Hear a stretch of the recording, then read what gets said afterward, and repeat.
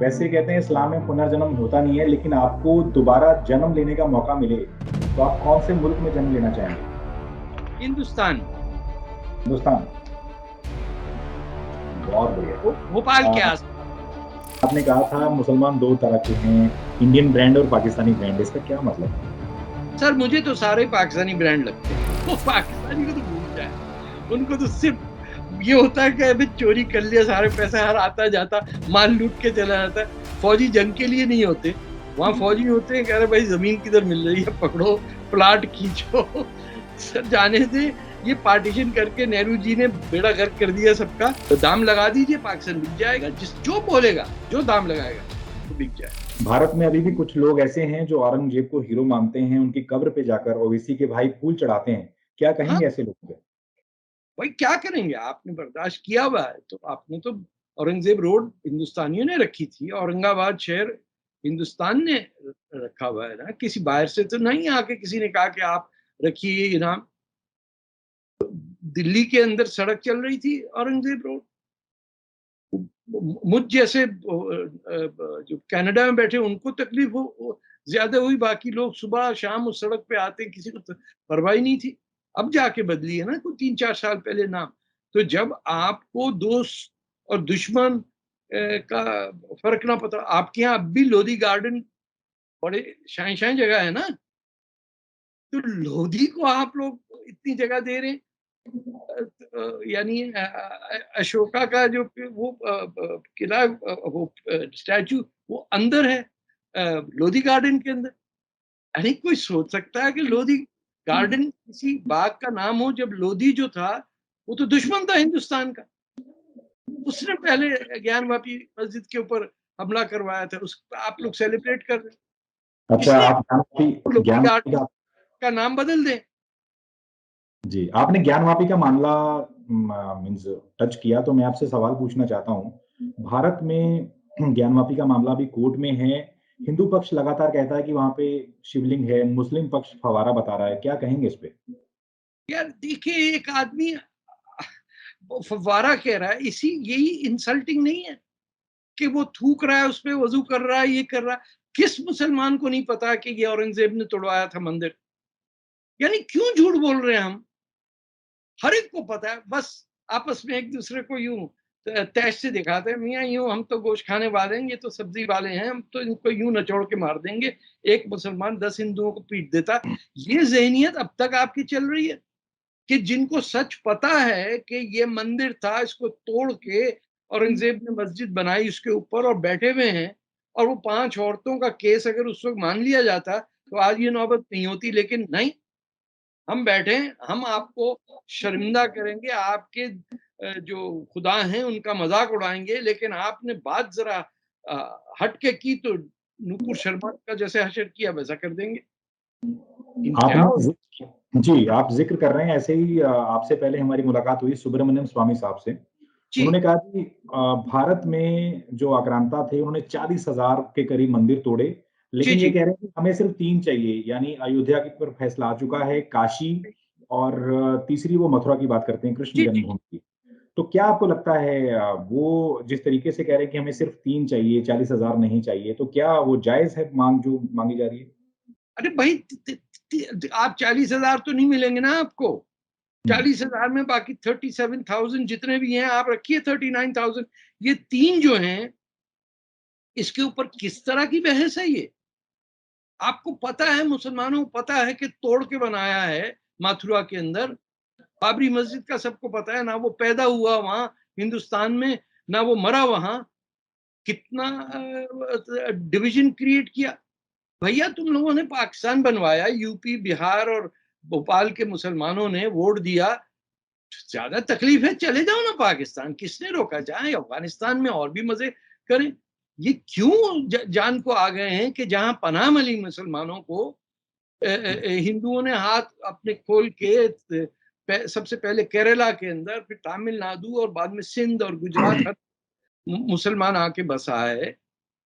किसी ने धक्का दे के बाहर तो नहीं निकाला ना उन्हें। तो अ, आप ये ना आपको ये तारीख में पढ़ाया जाता। पहले अबुल कलाम आजाद ने सारी तारीख पलट के राजा दाहिर का नाम गायब कर दिया, जो सबसे पहला सिंध का बादशाह था जिसने मुसलमानों के सामने डिफेंड किया कि मोहम्मद बिन कासिम आ रहा है। आप मुसलमानों ने मोहम्मद बिन कासिम को हीरो मान लिया, आप चुप बैठे हुए। राजा दाहिर के नाम का स्टैचू क्यों नहीं है इंडिया में? सड़क का नाम क्यों नहीं है?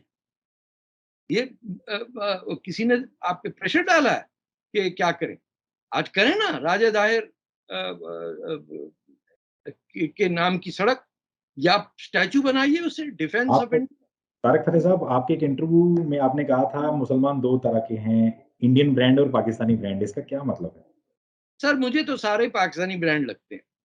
अब आप कहेंगे, सही कहेंगे कि मैं एग्जैजरेट कर रहा हूं, बट मुझे कोई मुसलमान अब बहुत कम मिलते हैं जो अपनी आइडेंटिटी धरती या माँ बोली से या जिस जमीन पे पैदा हुए हैं उसको रिस्पेक्ट करते हुए करे। हर कोई अपना सैयद लेके चल रहा है, यानी वो डंके की चोट पे कह रहा है कि मैं थूकता हूं हिंदुस्तान पे, लेकिन क्योंकि मैं हूं अरब और मैं तो पैदा हुआ हूं उनकी जात से, अरबों की जात से, आप तो घटिया हैं हिंदू। ये क्या? फख्र से कहने वाली बात है। जी। मुझे कुछ मुसलमान बताइए हिंदुस्तान में जिसने अपना नाम हिंदुस्तानी रखा हो। मसलन शमसुद्दीन आपने सुना होगा, लेकिन सूरज नाम का मुसलमान कभी नहीं मिलेगा आपको। वो तो एक ही सूरज है ना, अरबी में शम्स कहते हैं, हिंदी में सूरज कहते हैं, लेकिन सूरज कोई नहीं रखेगा, चांद भी कोई नहीं रखेगा। मेहताब जरूर मिलेगा आपको, आफ्ताब मिलेगा। तो ये कमजोरी हिंदुस्तान की भी है कि पहले बजाय इसके कि हाथ दोनों बाजू काट दिए गए आपके, बंगाल और वेस्ट पाकिस्तान ये सब काट कूट के पार्टीशन होने के बाद भी वीटो पावर अबुल कलाम आजाद के पास रहा। उनकी भी दास्तान पढ़िए तो आपको समझ में आएगा कि वो तो मोहम्मद अली जिन्ना से भी ज्यादा एंटी हिंदू थे। उनका ये था कि सारे मुसलमान एक जगह हों, फिर दबा के मारेंगे हिंदुओं को। आपने उसको एजुकेशन मिनिस्टर बना दिया, बताइए। क्या पाकिस्तान में भी ज्ञानवापी को लेकर कुछ चर्चा चल रही है? ना ना, वहां किसी को नहीं, उनको अपने लाले पड़े हुए हैं। उनके पास पैसे वैसे कम पड़ गए, वो पाकिस्तानी को तो भूल जाए। उनको तो सिर्फ ये होता है कि अभी चोरी कर लिया, सारे पैसे हर आता जाता माल लूट के चला जाता है। फौजी जंग के लिए नहीं होते, वहां फौजी होते हैं कह रहे भाई जमीन किधर मिल रही है, पकड़ो, प्लाट खींचो। सर जाने से ये पार्टीशन करके नेहरू जी ने बेड़ा गर्क कर दिया सबका। ये लुटेरों का अड्डा है। वहां बलूचिस्तान की जंग आजादी अलग चल रही है, पख्तूनों की आजादी की अलग बात है, सिंधु देश जो है उसकी मूवमेंट चल रही है। जो हिंदुस्तान से पाकिस्तान बना के उर्दू बोलने वाले महाजिर आए थे, उनकी भी ठीक ठुकाई हो रही है। वो भी बड़े खुश है कि हाथ में लोटा मुंह में पान लेके रहेंगे पाकिस्तान। वो लखनऊ से चले आके वहां दस गए। वही बंगाल में बैठे हुए, वहां मीरपुर मोहम्मदपुर के जिलों में, और वहां उर्दू बोलते हैं। उर्दू जैसे मजहब बन गया इनका। आपको पता है पूरे पाकिस्तान में सिर्फ 5% लोग उर्दू बोलते थे, और उस पर लियाकत अली खान ने आके ठोस दिया कि सारी जबानों पे पाबंदी, सिर्फ उर्दू है पाक जबान। ना पंजाबी, ना पश्तो, ना सिंधी, कुछ नहीं। उन्होंने कहा ये खत्म, गलत है। आपने एक इंटरव्यू में कहा था कि भारत के मुसलमान मुझसे नहीं चिढ़ते, भारत के मौलवी कुछ हैं वो चिढ़ते हैं आपसे। क्या नहीं इसका नहीं, मतलब? मुसलमान भी चिढ़ते हैं, मौलवी भी चिढ़ते हैं। कुछ मौलवी समझते भी हैं कि क्या हो रहा है, लेकिन आपके मुल्क में देवबंद है ना, कहीं मिस्र में तो देवबंद नहीं है ना। तो पूरे ही जो तालिबान निकले हैं देवबंदी सोच के, ये तो मेड इन इंडिया है। आप फिर भी उनको अलाउ करते हैं, मदरसा चल रहा है उनका, उनके सब्जेक्ट, इनकी जो सिलेबस की किताबें वो तक नहीं पब्लिक में अवेलेबल है। अच्छा, आजकल चर्चा का एक विषय बना हुआ है, कुछ शरारती तत्व मामला उठाते रहते हैं। भारत के मुसलमानों को आप कितना सुरक्षित मानते हैं हिंदुस्तान में? एक मुसलमान भी तरह तरह के हैं ना। जो केरला का मुसलमान है वो बिल्कुल अलग है, उससे यूपी का मुसलमान तो कभी शादी भी नहीं करेगा। उसको देखते नहीं है। जो पहली मस्जिद थी इंडिया के अंदर, उसमें एक साल मुगल बादशाह कभी नमाज नहीं पढ़ने गया। तो आप सोचिए कि कितना डिफरेंस है। जो मानसून मुस्लिम जिसको मैं कहता हूँ, जो वो ट्रेड के जरिए आए थे, उनकी सोच अलग है। अब बल्कि मलाबार में सोच बदल रही, क्योंकि इतने ज्यादा मुसलमान मिडिल ईस्ट में जाते हैं काम करने के लिए, तो वहां से वो लंबे लंबे ग्रीन रंग के फ्रॉक पहन के अरबों की तरह मार्च भी मैंने देखा, जुलूस में भी जा रहे हैं, पाकिस्तान का झंडा लगता पहने हुए। तो अब क्या किया जाए, जब आपको अपनी जमीन से, धरती से, सबसे पहले आपको अपनी जमीन से प्यार होना चाहिए ना। आप कहें कि नहीं, मेरी तो धरती दूर है कहीं और अगली धरती है जन्नत में जहाँ हूरें मिलेंगी, बाकी ये बीच में तो आनी जानी शय है। ये काफिरों के बीच में रहना इम्तिहान है अल्लाह ताला का। अच्छा, जावेद अख्तर ने एक बार आपको विश्व हिंदू परिषद का प्रवक्ता बता दिया था, तो क्या कहेंगे इस हाँ, पर? पता नहीं कहते थे भैया, ये डिजाइनर मुसलमान है, ये उर्दू के बहाने इस्लाम चलाते हैं, कम्युनिस्ट पार्टी में रहते हैं, लेकिन पैन इस्लामिज्म में बिलीव करते हैं। क्या सारे जहां से अच्छा हिंदुस्तान हमारा कहने वाला जिसने पाकिस्तान बनाया उसी का डंका पीटे। अरे जिसने बोला चीन और अरब हमारा, सारा जहां हमारा, मुस्लिम है हम सब, उसको आप लोगों ने, इंडिया ने बनाया ना अपना सॉन्ग, हर मौके पे गा रहे होते सारे जहां से अच्छा। रे भैया, उसने उसने इंडिया के अगेंस्ट गाना जो लिखा वो भी तो सुना दो। एक उसने ये किस्म के घटिया पोइट, जिसने जिसने पैसे दिए उसके लिए नगमा लिख दिया। पहले उसने सारे जहां से अच्छा हिंदुस्तान कर दिया, मुसलमान नाराज हो गए, उन्होंने कहा लो भाई हिंदुस्तान बाढ़ में जाए, हम तुम्हारे लिए गा देते हैं, चीन और अरब हमारा, सारा जहां हिंदुस्तान हमारा। तो ये इंडिया की भी डिफिकल्टी है, उनकी इंटेलिजेंसिया की है। आपके जो इंटेलेक्चुअल लोग हैं वो हट के बात नहीं करते आम लोगों से। आम बेचारे जो लोग हैं, they can not avoid this. Target killings फिर से शुरू हैं, कश्मीरी हिंदूज को निशाना बनाया जा रहा है। क्या कहेंगे इस पर? पाकिस्तान का एजेंडा एक बार फिर से उसी राह पर चल पड़ा है, क्या कहना चाहेंगे? इंडिया को चाहिए एक मुस्लिम रेजिमेंट शुरू करे और उस रेजिमेंट को बोले कि डिफेंड करो हमारे मुल्क। देखिए ना, राजपूत रेजिमेंट है, मद्रास राइफल्स है ना आपके पास, कर दीजिए मुस्लिम राइफल्स, उनको भेजिए। ये सारे जो इतनी मौलवी चिक चिक करते हैं, उनको बोला जाइए हिंदुस्तान की डिफेंस के लिए अपने बच्चों को भर्ती कराई और भेज दीजिए सरहद पे पाकिस्तान फेस करने के लिए। रोना रोना क्या है? आपके 1990 में कितने 5 लाख पंडितों को निकाला था, और नारा ये कि हिंदू जुल्म कर रहे हैं हम पे। जो भगाए जा रहे हैं वही के, उन पे इल्जाम है कि वो जुल्म कर रहे हैं मुसलमानों पे, और आपकी बात दुनिया में कहीं कोई नहीं सुनता, क्योंकि हिंदुस्तान की मशीनरी ऐसी है ही नहीं कि अपनी बात किसी ओवरसीज फोरम के अंदर कही जा सके। जो आपके एनआरआईज हैं, जो अमेरिका में इतने भरे हुए हैं, सीईओ हैं बड़ी कंपनियों के, मजाल है उनके मुंह से एक लफ्ज निकल जाए हिंदुस्तान के फेवर में। वो बस पैसे जमा करने के चक्कर में है।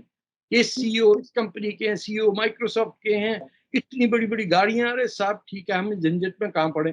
पाकिस्तानी जो है वो बैठा हुआ वहां कांग्रेस के आसपास, इतनी सी जगह दे 500 आदमी घुस जाता है उसके अंदर, इस्लाम अच्छा, खतरे। पाकिस्तान की आपने बात की, इमरान खान के जाने के बाद शहबाज शरीफ चला रहे हैं, आपको क्या लगता है मुल्क लगातार, पाकिस्तान जो है मतलब ऐसा उनका हाल हो रहा है, मतलब क्या, कुछ बताइए, कुछ क्या चल रहा है आजकल, आप बहुत अच्छे से बताते हैं। देखें, अभी तो हालात कुछ बेहतर हैं। ये जो इमरान खान हटाए गए, डेमोक्रेटिक प्रोसेस से हटाए गए, और ये मुल्क के लिए तो बहुत अच्छा है, क्योंकि वो इमरान खान का मसला ये नहीं कि उसकी आइडियोलॉजी क्या है, उसकी पॉलिसी क्या है, वो बिल्कुल बेवकूफ सा आदमी है। उसको सलमान रुश्दी ने कहा था इम द डिम, यानी उसके दिमाग में कुछ नहीं है वाकई, ही इज डफर। तो आप उसको प्राइम मिनिस्टर बना देंगे? वो तो भैया 60 साल की उम्र में, मैंने पहले भी कहा है, घोड़े पे बैठ के दूल्हा बन गया। अरे को शर्म आनी चाहिए किसी आदमी को, कितनी शादियां करोगे भाई। अब जादूगरनी से शादी कर लिए, वो वहां निशान बनाती रहती है, अक्कड़ बक्कड़ बम्बे वो, इस तरह करके, ओ चाचा इधर अटैक कर दो। अरे को हद हो गई है। किसी ने देखा नहीं बीबी को, बीबी की दोस्तें जो हैं वो लूट के पाकिस्तान चली गई। सुना $50,000 का बैग था उनका, जो उसकी दोस्त भागी पाकिस्तान से।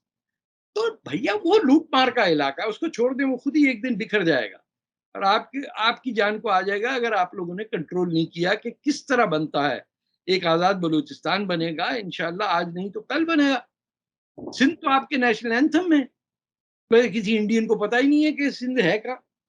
मैं क्या उसका करूं। क्या चीन के चंगुल में पाकिस्तान ऐसे ही फंस रहा है जैसे श्रीलंका का जो हाल हुआ? क्या बताना, इस पे क्या कहना चाहेंगे आप? तो छोड़ेंगे, चीन का क्या ताल्लुक है पाकिस्तान से। जिस तरीके से वो बलूचिस्तान अपने और चीन जो है, ये जो सब कॉन्टिनेंट के है ना लोग, चाहे हिंदू हो मुसलमान हो कोई भी हो, उनको वो कचरा समझते हैं। आप चाइना के अंदर, आप ये, मैं अब कैसे ये बताऊं आपको कि वहां की तवाइफें जो हैं वो हिंदी कह के और पाकिस्तानी कह के हट के भाग जाती हैं, गंदे लोग। आपकी Chinese attitude towards the people of south Asia, gutter समझते हैं वो हमको। दुनिया भर में सबसे रेसिस्ट किस्म के लोग वो पाकिस्तान के दोस्त है। आप समझते दोस्ती करने आए हो वहां पे। उन्होंने सीधा रास्ता काट के वहां से गवादर तक निकाल दिया। वहीं से माल आता जाता है, उनके 6000 मील का सफर कट गया, पेट्रोल की एक्सेस मिल गई है, पाकिस्तानी बिकने को तो तैयार पड़ा। तो दाम लगा दीजिए, पाकिस्तान बिक जाएगा, जिस जो बोलेगा, जो दाम लगाएगा तो बिक जाएगा। जी। तारिक फतेह साहब, आपने बहुत बढ़िया तरीके से बातचीत हमसे की। कुछ बढ़िया नहीं, दिल दिल जला हुआ है। जी जी, दिल दिल से आप जो भी बोलते हैं दिल से बात करते हैं। कुछ रैपिड फायर राउंड है हमारा, वन लाइनर। हाँ एक हाँ, एक लाइन, एक एक लाइन में आप मैं कुछ कुछ आपसे पूछूंगा, आप एक एक लाइन में बताते चलिएगा। पहले सबसे कोशिश। पहले पीएम मोदी। जी, जिंदाबाद। इमरान खान। मैं क्या कर, हंसी मजाक में टाल दें उसको, माफ कर। हिजाब। हिजाब। और हिजाब। हिजाब मर्दों को पहनना चाहिए। राहुल गांधी। हाँ, पप्पू नाम अच्छा है उसका। सीएम योगी। ओ, ये मोदी जी मल्टीप्लाइड बाय 2। ज्ञान वापी। मंदिर है। भारत में आपका सबसे बड़ा अच्छा दोस्त। एक सरदार है। वैसे कहते हैं इस्लाम में पुनर्जन्म होता नहीं है, लेकिन आपको दोबारा जन्म लेने का मौका मिले तो आप कौन से मुल्क में जन्म लेना चाहेंगे? हिंदुस्तान। हिंदुस्तान। बहुत बढ़िया। भोपाल के आ, आसपास के। जी। एक सवाल मैं आपसे पूछना चाहता हूँ। पाकिस्तान में पीएम मोदी के अलावा एक शख्स बहुत पॉपुलर है, अक्सर खबरें हम लोग देखते हैं सुनते हैं, अजीत डोभाल। उनके बारे हम्म, में आपको लगता है कि पाकिस्तान वाकई बेचैन रहता है? कुछ बताइए। बिल्कुल बेचैन रहता है। डोवाल साहब तो अ, हिंदुस्तान के लोग के लिए बहुत बड़ा एसेट है। Is a very wise man.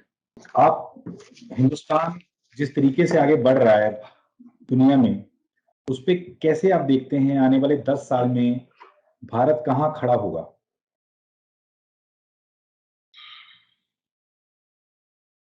देखिए, ये डिपेंड करता है भारत के अंदर लोग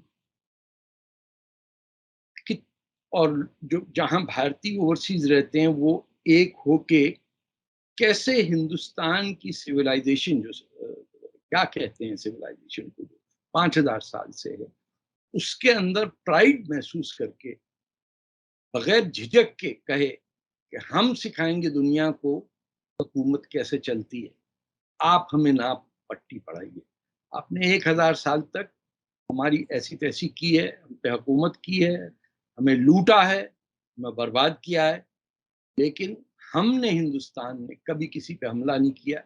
हम अपने आप को डेवलप करेंगे and we will show you कि जो लोग शतरंज इजाद कर सकते हैं, जो लोग लिखना पढ़ना सिखा सकते हैं दुनिया को, जो लोग सोलर सिस्टम को पहचान सकते हैं, और जो मैथमेटिक्स 1000 साल पहले एडवांस कर सकते थे, वो फिर पैदा होंगे, फिर राइज करेंगे। और पूरी दुनिया हिंदुस्तान की तरफ क्यों आती थी?